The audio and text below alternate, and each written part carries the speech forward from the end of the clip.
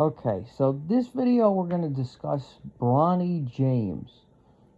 And the first thing I want to say is he's LeBron's kid, so naturally he's going to be a decent basketball player.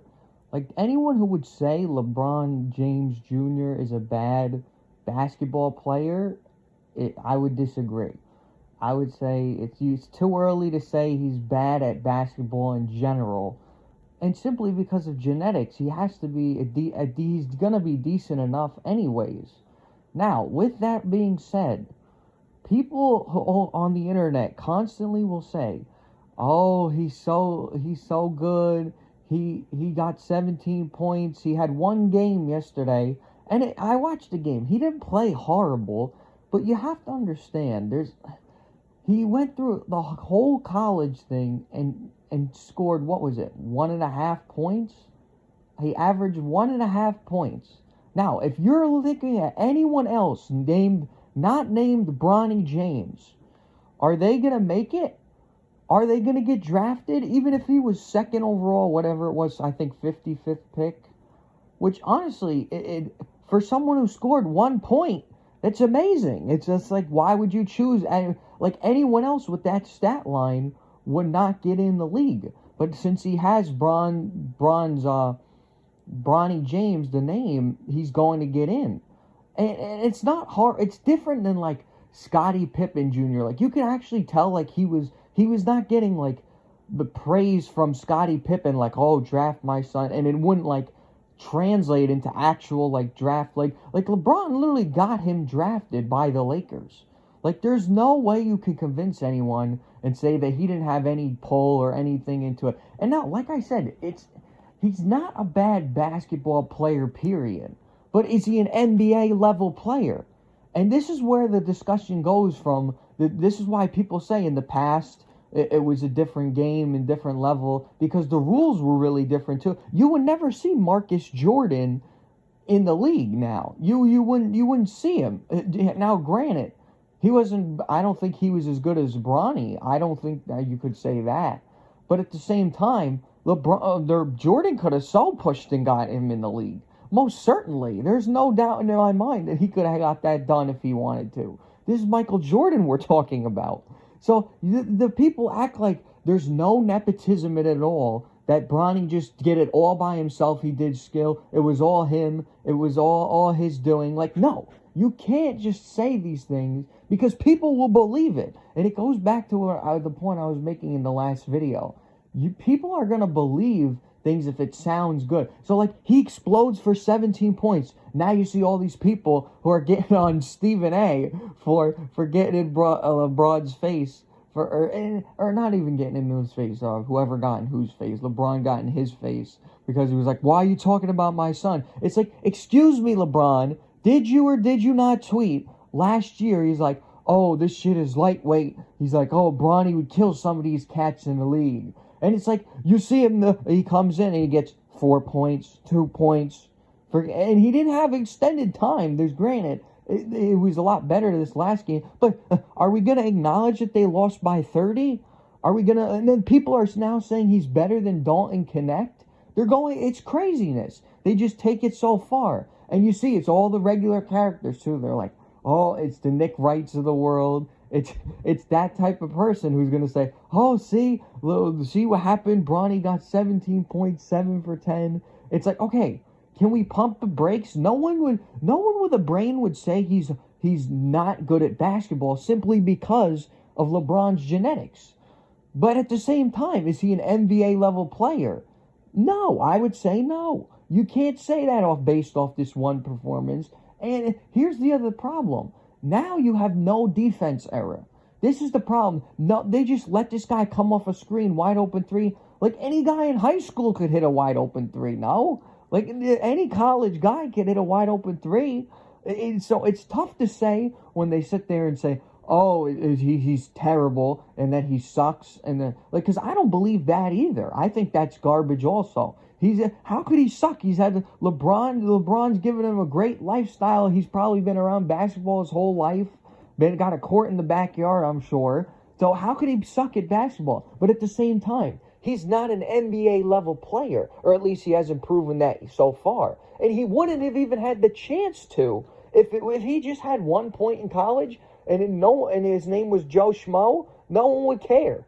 No one would care at all. And that's the issue I think that people don't recognize on the LeBron side. How they'll sit there and say, "Oh, he's doing great," or he did great in the G League. It's like, okay, listen, there's it's different. Like, yeah, he no one's saying he's bad, but you can't sit there and use his G League stats as proof as to why he's good in the league.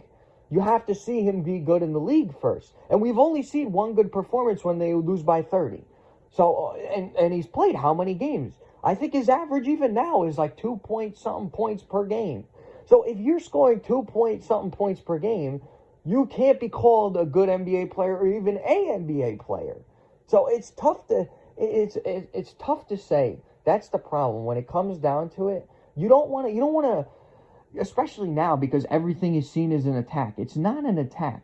You should be allowed to say the truth, or at least your opinion, without it being in a camp. But that's the problem. Most of these guys are in camps now. Like when Stephen A. was confronted by LeBron, like people are like, "Oh, he backed down. He did all this." It's like, how did he back down? He was just talking to him. Just because LeBron is 6'10" and Stephen A. is whatever, 5'6", barely 6 foot, you can't sit there and say that he backed down. They probably were just talking, and LeBron didn't like that. He was like, "Oh, getting on my kid," and that's two-faced by him too, because he, like I said, he had the Twitters, and he said all that the stuff about it being lightweight. So LeBron's at fault too. So LeBron has no leg to stand on, and of course now that Bronny gets 17 points, what is Stephen A. gonna do? Because he's like, the heck with it. He's like, "Oh, I'm going to praise him at least a little bit," right? Because, it deserves praise. You got 17 points, but this is the problem. Now they don't play any defense, so they just let him. It's like wide open shots. It's like, of course it's going to go. And they lost by 30. So it's horrible because, like I said, you don't want to seem like it's hating. No one should be hating on. And he comes out, and this is what I see from him, too. He'll say, he's like, "Oh, I see all the noise about me. It only fuels me." It's like, all right, shut your cornball ass up, okay? That's why I get angry, because he doesn't even acknowledge that his dad got him into the position that he is at. And that's what angers me, because as someone who knows that there's tons of people who are probably way better than him, and they're working their ass off trying to get in the league, and they don't get that recognition, and they got hella more points than 1.5. So it's infuriating by him to even say this stuff, because he should be thankful that his father got him in these positions, and like he basically had to do nothing to get in the league. Like, he doesn't even acknowledge that because of the nepotism given, and that's LeBron's fault also. And it's upsetting, because you know how many people are in the trenches, like, playing. If you've played hoops, you know how many guys are like really good, but they're not on like a team, or on like it just doesn't translate to necessarily to the floor. And that's the advantage Bronny has had. He's been in so many situations like where he's like, "I've been on these teams," and this is the crack up. And when he was on the college team, they were horrible too. So it's not even like he impacted winning.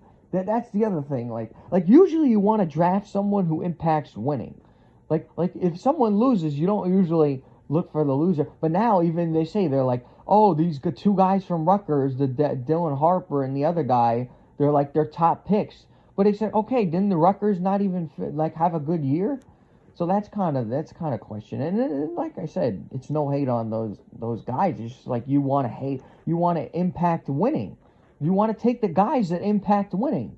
I mean, it would make sense to them. Like Magic Johnson even said it. He's like, "I don't talk to anybody, listen to anybody's opinion who doesn't have a championship." And I think he was talking about Edward when he said that too, because Edward was saying, I don't know, he was saying something. But and he's another one.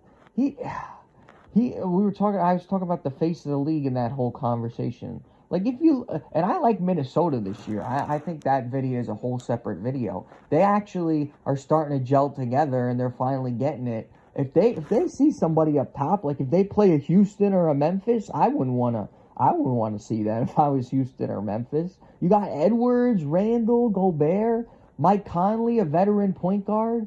You got, and the guy McDaniels is a good defender too. So they have a nice little squad. And DiVincenzo, I'm a Knicks fan, so we trade.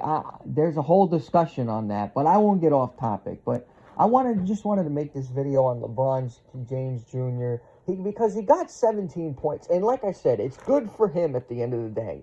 But I think that nepotism should be acknowledged, because people don't acknowledge it's not a Scottie Pippen Jr. scenario where Scottie never said anything and his kid is just really good and he got there by himself.